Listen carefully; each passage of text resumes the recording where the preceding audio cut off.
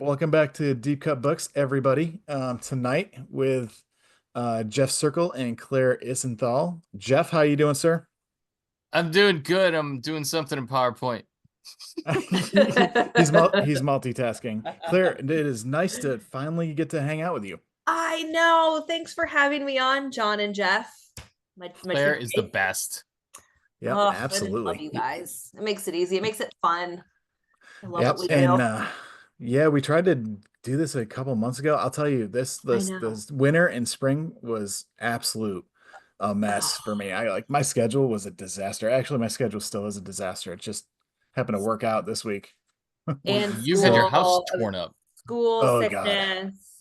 My dog almost died. Totally agree. It's been a nightmare. Yeah, that was horrible. I'm like, oh man, I like know it mm-mm, was. don't Thankfully, mess with the dog. she's somehow hanging in there, but My I don't wife know how asked much me, longer she's we like, "What have. happened to Claire's dog?" And I'm like, "I don't know. I don't want to ask him." Yeah, Yeah, I'm no, afraid to ask. Like you don't want the answer to that question. like $1,000 later, guys, with vet bills. That's like having a geriatric dog is no joke. So everyone needs to go out and Yeah. buy the Rising Yeah, Order please support my by Rising Claire dog's order. Isenthal. Yes. Go to the dog's medical support fund. because she didn't. We tried to get pet insurance for her, and like she didn't. We dropped it. She didn't qualify for anything because everything's a pre-existing condition. So Wow. anyway, So funny story. I just dropped $1,400 on my dog. uh, But it was for doggy boot camp. Like we sent her up to the other side of Georgia so that they would yeah, train her to Nice. do doggy etiquette and all that stuff, which has yeah, been worth every penny. I bet. But same thing with the pet insurance. So I got pet insurance on her, and then we got two cats. And as we were driving up to go pick up MJ, and I'm looking through the policy, like trying to see what we can claim, what we can't, and I can't do anything for the cats. Like the dog, she's personality wise, she's more prone to end up in the hospital than the cats. The cats are Yeah, lazy, she's not. So I'm yeah. like sitting there, I'm like, do we really need pet insurance for a couple of cats? And me and the wife are talking about it. It's like, just doesn't like, what are the chances, right? Yeah. Oh no. Um, Oh, knock on wood. Oh God. And famous yeah. Well, last words. that's well, yeah. So I called the company. I'm like, hey, I'm gonna cancel these two policies. And she's like, oh, that's cool. She sent me the form to fill it out. And when the form came through on email, like I'm about to fill it out, and I'm like, what if? Like, so I I'm like, know. and I go to Erica. I'm like, what? I mean, are we like tempting fate if we cancel this policy right now? It's like, Yeah. so that Yeah. those two emails are sitting in my inbox, still new, still unopened, and I Oh, can't bring myself to do it. I don't know. I wouldn't do it. I wouldn't do it. Because Yeah. it's just so pricey no matter what, especially with two. And my family, Ugh. we have a lot of cats in my family. We're a big cat family too. And the vet bills can get so like anything teeth related, anything like digestive system related. It's crazy. I'm pushing send on that email, and what I'm getting from this conversation is that I can pawn my cat off on either one of you. And third, this is the perfect transition for our sponsor, petsinsurance.com. Not a Oh, sponsor yet. but There they you Think should about go. be. it. There Think you go. about We're it. gonna monetize this sucker. Maybe we should open our own pet insurance company. I We mean, should, honestly. Obviously, there's a profit to be made from it. Like, well, I mean, if think about it, we got a marketing expert and an intel guy yeah, and an investigator. If there's any team that's built for white we collar could do, crime, it's we this could one. do this. We Just a totally could. giant pet insurance Ponzi scheme, and then we all bail before the heat comes. And it starts with someone taking my cat. Okay, Okay, that's gonna be my short story. I'm gonna write it Oh, for you Jeff. just stole my idea. Yeah. Claire writes The the the cat POV. Yeah. the wolf Nice. of the wolf of PetSmart. Oh man. So John, yeah. have you read the book? No judgment. Yeah, I know you have I'm so making many. my way through it now. I'm past the concert. The problem is I'm stuck on MR Forbes has got me stuck on this science fiction series he's writing that he's blending Oh. King Arthur in like spaceships. So it's Oh, like I'm just like so I'm splitting time look at between you. Do you read yeah, multiple it's genres like that? I read John everything. writes Yeah. multiple genres. John is a Oh, Yeah, multi-genre I'm author. I'm checking off those categories as we go. I'll man. find one that sticks and I'll become an adult someday. But no, I It's was not gonna happen. as I was I as I was pulling getting through it. Like as the opening scene, um, all I could think of is, you remember that attack on Paris in 2015 Yeah. with the guys attacked the Bataclan like concert hall, and Yes. all the video footage of that was some of the most stark stuff. Yeah. Yeah, like you could still see it, and Yeah. I mean, just the way Wolf and Flynn are very short scene, but it was like, man, I could just feel it. That I have Yeah. a very big rule with hooks. If you don't get me in like the first 10 to 15 pages, you're toast. And I'm the kind of the same way. I really yeah, am. That's why I that wrote the hook book just, Way Dead. Yeah. yep. And I think that's kind of cinematic writing is what gets you, keeping it in that choppy scenes, Hmm. and keeping having the conflict keep switching back and forth as much as it did. I Yeah. my notes were, yeah, the Bataclan nightclub, and then Yeah. I kept having that scene in my head from Cobra. Remember that motorcycle gang in Cobra, the like death cult? I You've never haven't seen seen that. Cobra? No. Sylvester Stallone. Stallone's Yeah, he's Cobra? got the match that he carries Oh, Oh, around in his no. mouth. Wait, what scene is it? yes. I need to write Oh, that it's down. the bad guy is like one of the coolest, creepiest bad guys ever, but it's like they're like a death cult chasing this actress, and Stallone, of course, being, what was his name? Cobretti, Marion Cobretti, Cobretti, chasing Marion Marion Cobretti. Cobretti up through Ooh, California. It's a battle. Not his best work. I'm gonna warn you right oh, now. what are you But talking about? Oh, Ooh. I that's love just like good that action. crazy death cult. I love the idea of a crazy death cult. That's my thing. I know. I don't know. I mean, it's so funny whenever people who do read the book meet me and then they just like can't really reconcile that like I'm the type of person that like writes this kind of like dark content because I'm not really a dark person, as you both know. But I don't know. I I Oh, come I on. feel You're a like donkey I on feel the edge, like Claire. I feel like I've got the advantage, because when I did meet you, when we were talking, it was like, your background in working for Yeah. Google and stuff, and I see it, so I'm Mhm. like, oh, you write what you know, because like my first Yeah. three books are set in Charleston, following Charleston Police Department, and it was like, oh yeah, she is very comfortable in this scene, and then Yeah. adding the freaks on top of it, just adding the violence on top of it was just fun. Yeah. That's the dark Well, side. John, it's funny because after seeing your panel at BoucherCon, I incorporated a lot of what you said into the second book, actually, as I was Oh, finishing up. good. Yeah, because especially from somebody who doesn't have a lot of firsthand experience with violence, I'll never forget how I think, what was it? I can't, I'm gonna butcher it, so this isn't gonna be word for word what you said, but how you were like, if you don't land a punch and have swollen knuckles, it's not real, or like something along those lines. Oh yeah, the superhero effect. Yeah, the Everybody just goes superhero. through. Everybody fights nonstop, and they don't even have a scratch on them. It's like, Yeah, that's exactly. not I how that love that. works. I love Yep, that. that's I loved it. that was a lot of fun. Those panels are so much fun. But yeah, it's like, I learned a I lot. I that's learned so much. well, that's I try to do, and not to bag anybody, but it's like, if somebody's gonna get in a violent encounter, it's gonna be ugly. It's not pretty. It's not a Yeah. dance. It's not kung fu. We're not doing a kata. It's like Yeah. biting, tearing, and smashing people into the ground. And it's like, otherwise, it's not authentic, right? You're so right. You're right. Ugh, Yeah. so So violence I is so finished the gross. book right around the time that I went to a University of Toledo Rockets basketball game. Oh no. And, I get this and a lot. yeah, and we kind of got swept up in the I had friends who invited us to go to their box. And so you get a little behind the scenes back there, and I kept thinking about this. It's like, Yeah. oh Especially with man, the because we're box. looking down and we can see everybody. And so naturally, my cop brain is like, anything looks suspicious? Anyone acting Yeah, weird? Is there I mean, any I know. disturbances going on? And I kept thinking about this. I'm like, what would I do? Yeah. Where would I go? Yeah. Do you just duck and cover? Do you hide? Do you try to lock the door? What? So Yeah. I Like felt run the I scenario. felt the realism, and yeah. it really struck home in that, especially.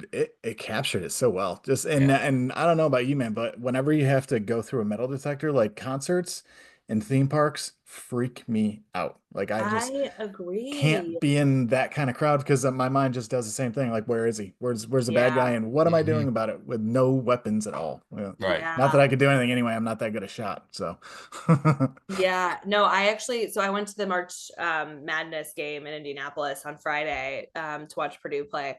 And the same thing, the first thing I think of was when people are like, oh yeah, 35,000 people are going to be there. I'm like, that sounds awful. And it was the same thing going through the metal detectors with my like clear purse, and I'm pregnant. And I was like, how easy would it be to like fake a pregnancy?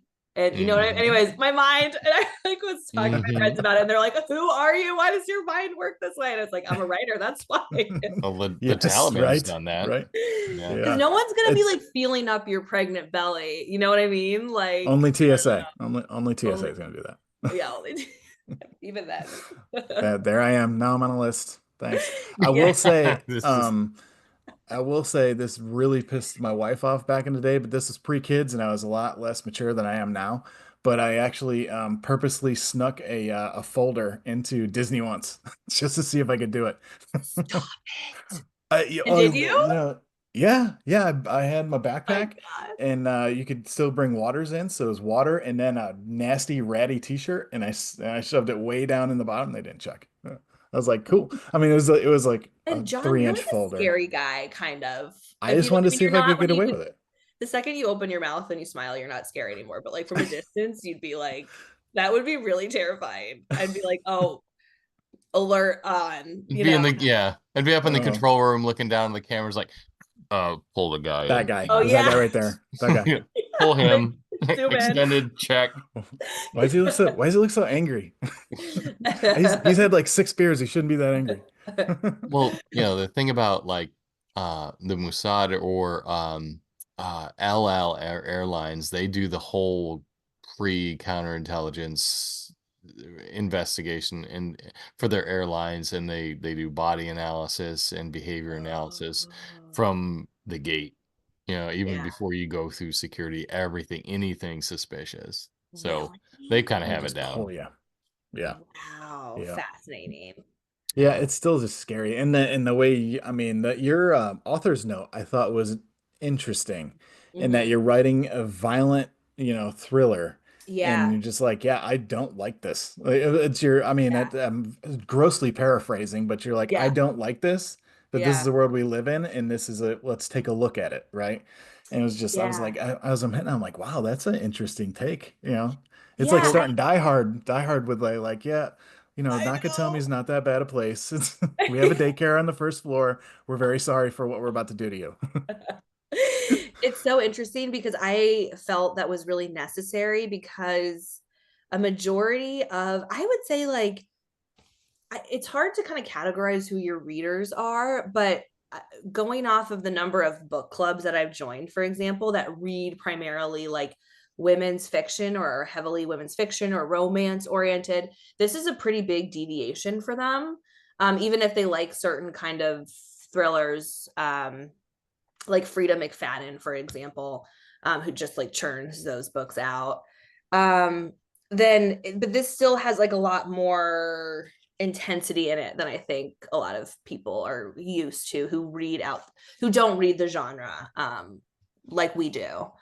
So a lot of people were the conversations in the book club discussions that I had, a lot of it was centered around the violence and the darkness, and whereas we don't kind of like shy away from that, it's something we're very used to, but it was something that I was interested in how often it came up. Like when I actually published the book, I never even thought of it as like a dark book. I just didn't. I don't know if that's because I know that sounds silly, but I don't know if it's because I there's wrote an it. I don't know. explosion on the cover. Yeah.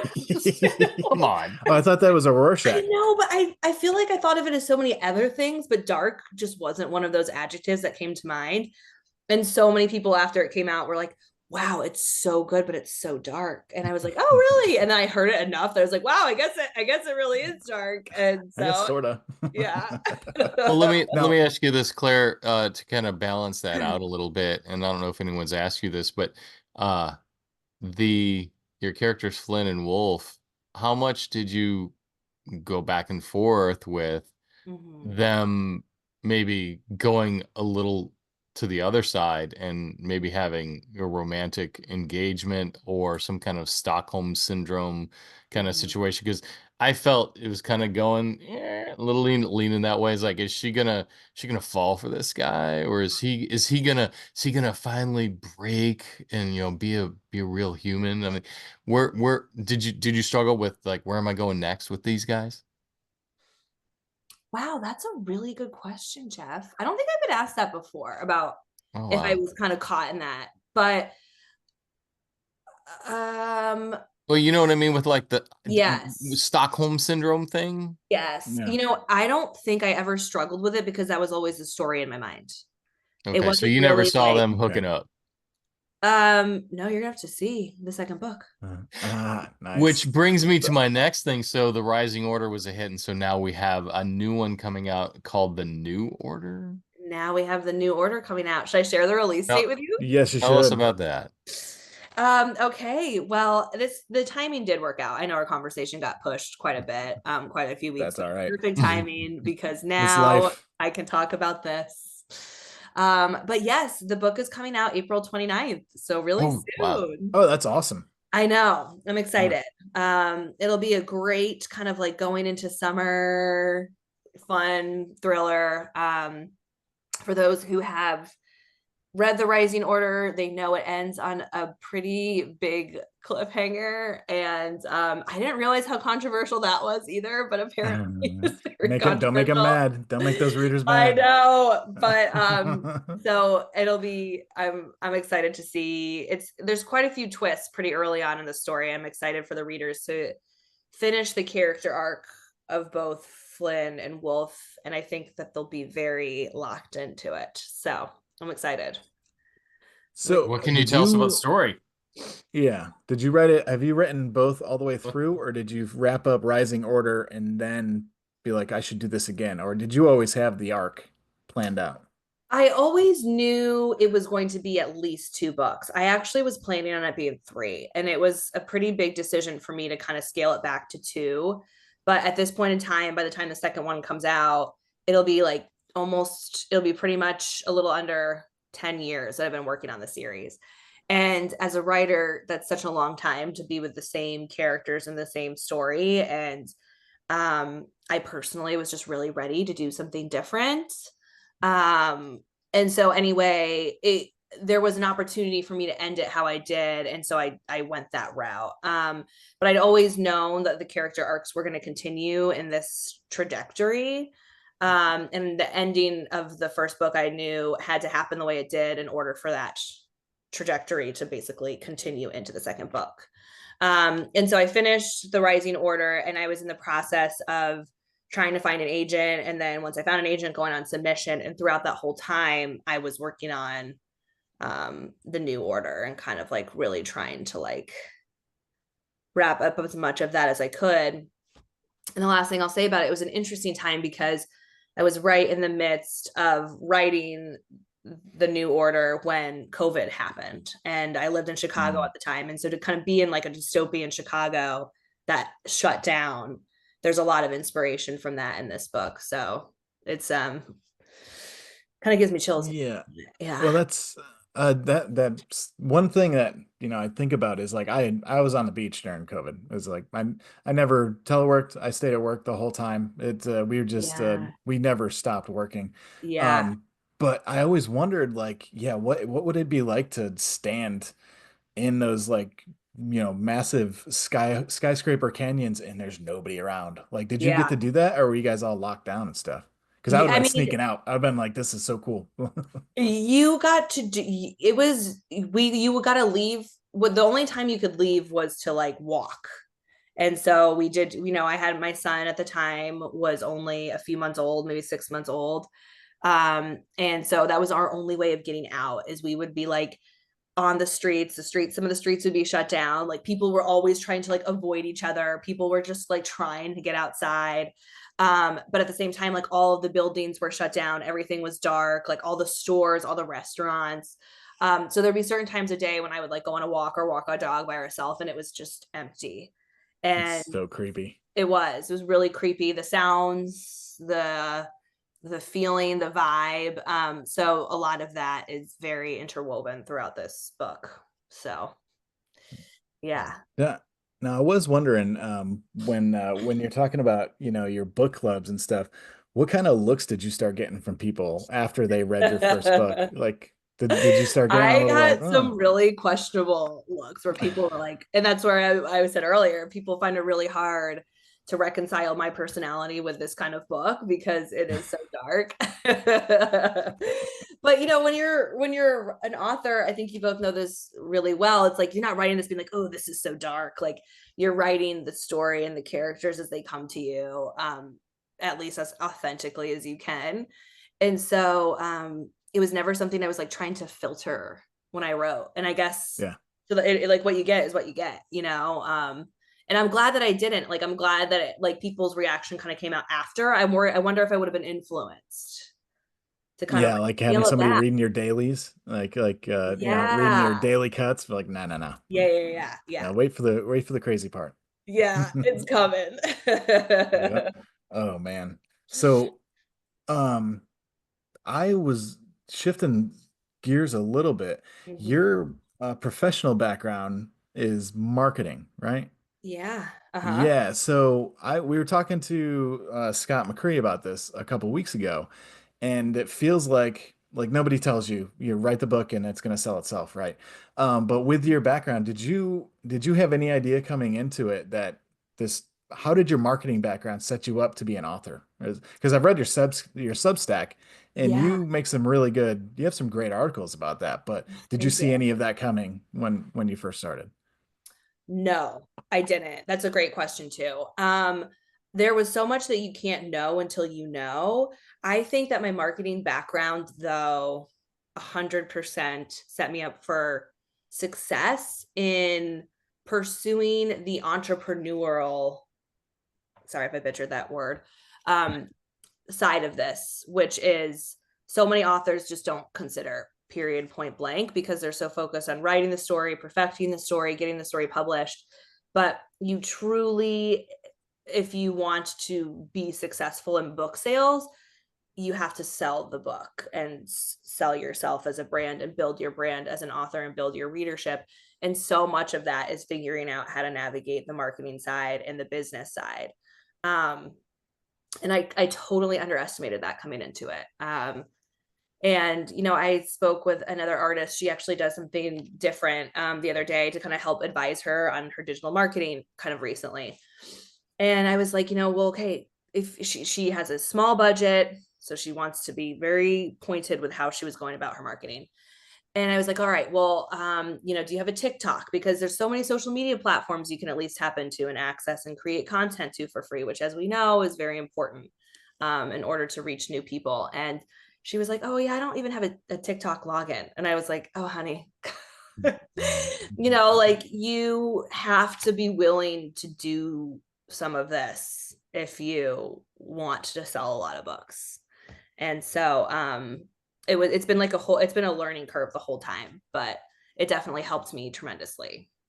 Yeah. So it was like you're like the rest of us. You're like, I'm gonna write this book, and then it's Yeah. like, oh shit, now I gotta figure out how to sell it. But at least you do that for a job. So you're just like, okay, I'll apply this little box to here. Yes. But it's still like learning an entirely new industry. Yeah. Like your background can help you, it can make you savvy and understanding how things work, but it's like selling books and selling your own product is so different than like the advertising initiatives I was working on for my clients. It's just totally different It's ball. Oh, so come hard to on. get used to. It's so You, hard to get used to. we Yeah. know you made a few calls and someone at Google manipulated the algorithm in your favor. Yeah, Yeah, you my SEO is pretty SEO'd the good. internet. I That's wish. talk about an in. If Yeah. only. Her SEO score is like 12,000. I would so much rather I don't care about my SEO score. I want my TikTok videos to go viral. That's what I want. Yeah, TikTok. I like John's a TikTok pro. What were you doing? Some kind of weird videos you're no, gonna that's my OnlyFans. That's It's my OnlyFans. Hey, TikTok you won't can let do a you. lot of I things on can't. OnlyFans from what I've heard. So deep cut books after dark. That's right. After dark. That's right. That's when we get a John sweaty. shirtless is gonna be Oh no, won't be any of that. Nope. So okay, deep cut books here that we are a deep cut Mhm. book. So let me ask you a couple of those questions. Like, what is it? Yeah. Is there stuff from when you were a kid that was like, boom, this just made me a reader. Just this book just grabbed me, and now I can't sleep unless I'm reading before I go to bed at night. The Giving Tree by Shel Silverstein. Oh, Shel Silverstein. Oh, bless him. I love him. And R.L. Stein. I didn't read that many Goosebumps actually, but okay, I would definitely say I was an avid reader always as a young kid, and my parents really reinforced that. They read aloud. My mom read aloud to me until I was at least in fifth grade, I want to say, fifth or sixth. Nice. Um, so I always loved reading and going to the library, but I would say the books that like changed my life as a kid were the Harry Potter books, not to be cliche, but Oh, nice. I That mean, generation Star Wars. Yeah. totally. And J.K. Rowling, like I've read the Harry Potter books, some of them 11 times, and Mhm. I haven't reread them in so long. I really want to go back and reread them. Wow. Yeah, I'd love to do Yeah. a middle school series, or like I always thought I was going to be a fantasy or science fiction writer because of it. And You never know. You'll get the bug. You just check those maybe genres off. world building of this second book that I had to do, kind of writing in a dystopian Chicago, was really hard. And I have such an admiration for people that do it, because Mhm. it's like a different, I don't even know, it's a skill. Um, and so I think that's a part of what makes J.K. Rowling just beyond brilliant. I mean, she just created this world that people, I mean, there's amusement parks that were built so people, same of Yeah. course with Star Wars Yeah. too, And obviously. just millions of new readers, kids who got into it. And I mean, it's Yeah. life changing and Yeah. it makes you smarter and interesting and you learn things. It's amazing. Yeah. And if I remember, Every generation, someone like that comes along. yep, Totally. yep. And if Totally. I remember correctly, Harry just came to her. Like it wasn't like she sat down and was like, I'm gonna make up a little boy wizard with a lightning bolt on his head and we're gonna see where this goes. Yeah. It Yeah. was, from what I've heard, it's like Harry and Hermione just showed up and were like, hey, let's get working. It was Yeah. like, Unbelievable. I mean, and how she had to write a 7 book series with the kind of, arc of that, and how that went and how it ended, to have, I don't understand how you can see that far ahead as it's the same thing with like yeah. George R.R. Martin with like the Game of Thrones books. I'm like, I don't like, what is going Mm. on in there? Like, Yeah, Mark it's Greaney does 5 book arcs when he yeah. yeah. plots it out. I don't understand how they can strategically look that far down the road. Even if you had like a wall of post-its, like I would Yeah. not be able to I wouldn't be able to do it. I don't know. And I'm Yeah. a I'm not an OCD outliner, but like my outlines for my books will be 30 pages long. Yeah. Oh, And it's oh my still, gosh, really? yeah, but I'll never look at it again. Once I start typing, I won't look at my outline again. I could not tell No. you why. What? I've never Yeah, heard of that. That's no, so funny. I'll break down the chapters into Scrivener with a little prompt, but Uh-huh. once the 30 pages of notes are in there, I'm like, let's Oh, go. And man. I don't know. I don't know how that works. How, Jeff, do you know how fast Mark Greaney writes those books? Like once he has He was saying two a year. two Yeah, a year, yeah, he guys. can knock them out.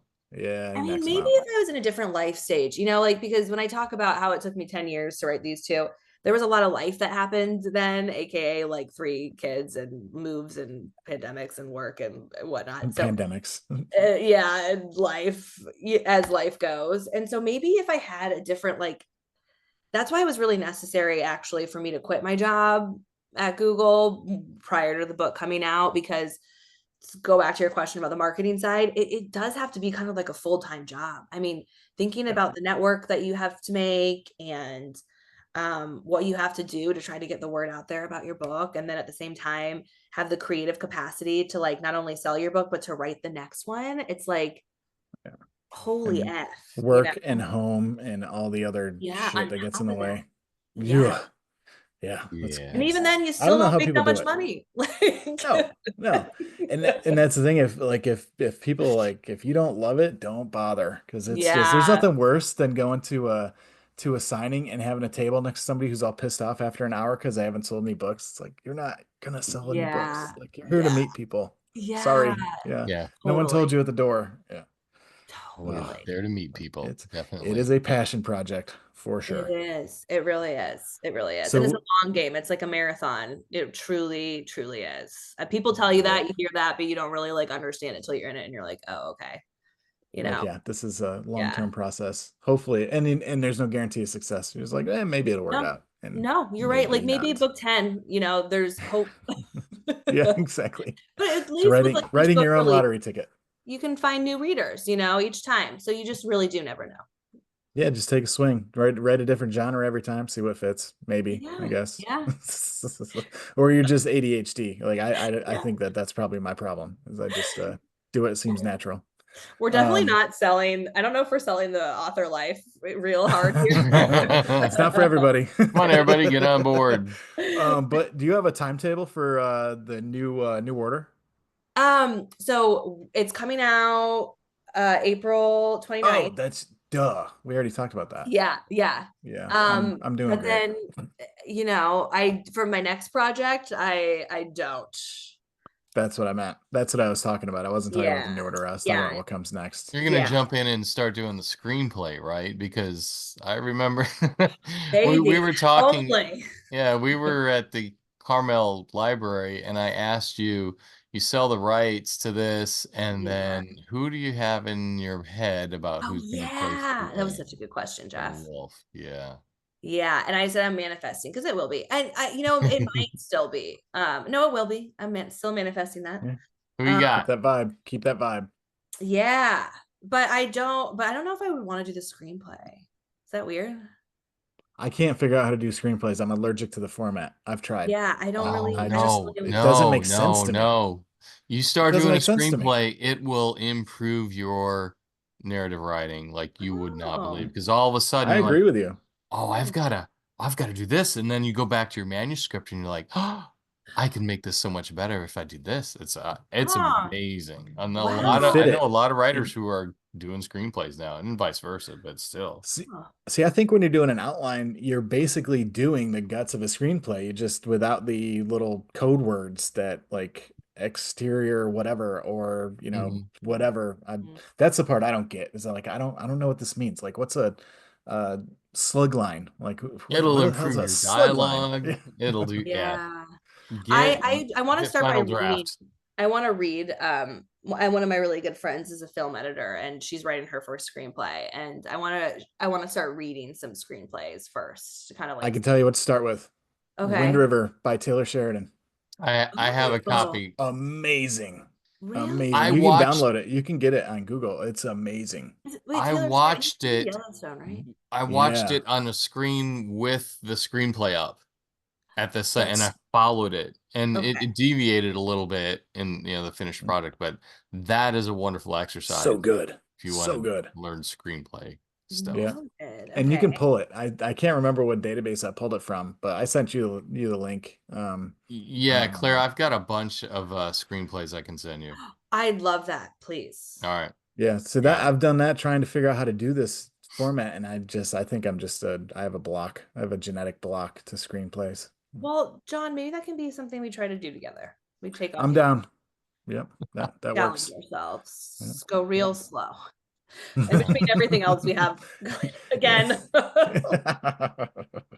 am I talking about? Awesome. I need to get my next book written.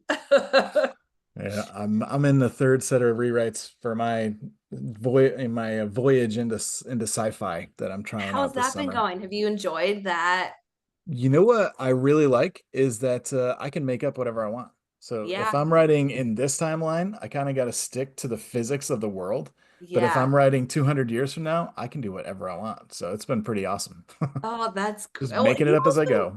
I feel like your career might help with that. No, I mean your job, no. For example, the Robo Dog we were talking about. The Robo Dog's pretty cool, but that's actually I do have robots in my new book. They keep ruining everything. So yeah, it could be the future AI taking over the world. Oh great! Here we go. Yeah. That's true. When you don't have the constraints of our current reality, I feel like that would be super liberating, but at the same time, it can be really intimidating if you kind of think about that blank canvas that you have to work with, Yeah, a little bit because I did a fantasy one in the past, and the amount of research I had to do for a medieval Oh, fantasy yeah. it was very constricting, and it was like crazy. Like a whole day's like Circle could have done it, but I had to spend like 8 hours studying horses so that I could write like a 4 page like journey from one castle to a city, Oh just my because God. I had no verb vocabulary for horse terminology. And I was like, that's Yeah. nuts. Between the hair, the not the hair, but the clothes and all that stuff. I was like, get out of here. So with sci-fi, I can just be like, I can make my tapestry, but I can also play with like, what are society's norms today and what are they 200 years from now? Like what's stuck and Wow. what's gone. Like, so Yeah. it's fun. It's a lot of That's fun to real. play That with. is fun. Yeah. And that is crazy. I remember some historical fiction ish panels at BoucherCon, and they talked about that, about like the extent of the research that you have to do just for like Oh, it's one thing. crazy. Yeah. Yeah. It was an experiment. I'm not doing that again. It was too much. No, but there's some people who I do think like really love that side of it, who like love the history. Yep. Oh, I loved it. I loved doing it, but it was like Did you so finish it, much. John? Did you Oh finish yeah, it's done. Yeah, it was the first one I did independently, published independently. Just it? Die Hard in a Castle. That's what it is. Die Hard in a Oh, Castle. oh my God, It's fun. really? Yeah, I want I to can see send you a that one. copy. Yeah, yeah, yeah, I Yeah, love it. yeah. How many words is it? That is like 102,000, I think. That Okay, was a that's big not one. bad Yeah, for. Oh, I usually I'm mean it. between like 80 and 85, but Okay, that one went long. yeah, but not crazy for fantasy. No, and in fantasy, like I don't want to write a 700-page book. Like that's just like Yeah, I don't know who's got the time for that anymore. So I like yeah, keep it a beach read so people can enjoy it and move on. yeah, totally, Yeah, totally. yeah. But we have kept you to commute time, so I really appreciate you We're coming gonna to have to join cut us. back a lot of this one. Oh no, we don't edit. It's all even that stupid Oh, part where I asked you when your book was coming out. That even stays. better, even better. Yeah, yeah. Well, We our conversation's so fun. Who would want to miss out on a second of exactly, it? exactly. That's what we're shooting for. So, but before you go, you got claireisenthal.com, and then you Yes, keep it steady on social media. It's I Claire do. at Claire Isenthal for Twitter and IG. Yes. And Awesome. I knew do you that from guys heart. I do didn't even move my giveaways, notes. John and Jeff? Do you like, Uh, should we do a giveaway? if you'd We've like to do never a giveaway, we've never tried. we've I never don't tried, but know. we're Should we all try for to do it. a giveaway? I I mean, think you absolutely should. Our yeah, I just got like thousands a of whole new boxes of books, and for the second one coming out, let's do it and have some fun. I think you totally You're should. the And coolest. No one's ever offered that. Yeah, let's do I'll it. You're the if best. you give away one, I'll throw my newest one in there too. So, Yeah, let's do it. um, Okay. how do we do it? I don't know how we I don't know. We'll I work it thought you out. guys were the experts. Okay. Do we like come up with the Everybody contest after? email John at John Stamp. Yeah. That could work. You know, Follow, Text you'd be follow John at the John's surprised. following number. OnlyFans account. You'd be surprised at the amount of people who are really helpful wanting to help me market my book because they've seen it on Amazon. I get emails like Oh, that all the time. They're so same. nice. They're so supportive. Emails, phone calls, all of it. Texts. Yep. Why don't we let's table it and then we just kind of like figure it out after when we put the podcast out? DM the ooh, this could go sideways. Okay. But the first 5 people to DM at John Stamp Books or at Claire Isenthal's IG account get free books. Oh Oh, I boy. like that. That sound good? Yeah. Let's do Okay, it. at John Stamp Books or at Claire Isenthal Yes. on And my IG. name, spelling. You can pause it. Can you see it? There you go. There. Don't worry, it'll be on all the marketing. Yeah, it'll be on the marketing ClairIsenthal. Yeah. Gotcha. Nice. Yeah. All right, our first giveaway. Congratulations I love to it. all whoever wins. It's a Yeah. great idea. It's good Yeah, luck. we Yeah, should we do should that do that more. all the time. Why I didn't we think of this know. before? See, It's because Oh, we didn't have a marketing we had the genius marketing working pro with on. There you go. us. All right. You're welcome. Well, I thank you very much, and No, I thank can't you wait to guys. talk to you again. Same. So whenever you want to come back on, you have an open invitation. Oh, thank you both. I love you guys. You guys are awesome, and I have so much fun with you. This is the fun part. This is why we do what we do. Is because it's not work. It's fun. This part. The community is the best part. So, It is. all It right. truly is. All Thank right. you guys. Bye, guys. Good night, everybody. Thanks, everybody.